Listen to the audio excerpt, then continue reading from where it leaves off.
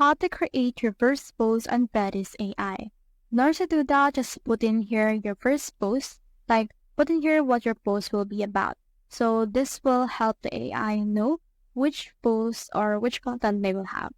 Now in here, you can put in here media purpose. You can add your own media, or you can also let AI pick it. Now for the input language and output language, just head over and then just choose the language you want to use for this. But for me, I'll head over and then just choose US English for both. Now for this, click on this generate. And then once you have done that, this will generate a product post or your blog post for you. So as you can see, this will generate it, and they already have their own AI models to generate created layer by layer. So as you can see right here, this is loading, so just wait for that.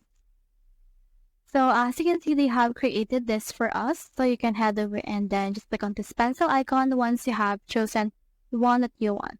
So we have in this, it actually has its own template, and it will show you what it will look like in here. So we have in here this post, and this will actually help us post this on our social media accounts. You can head over and download them if you want in order to post them to your social media accounts for this.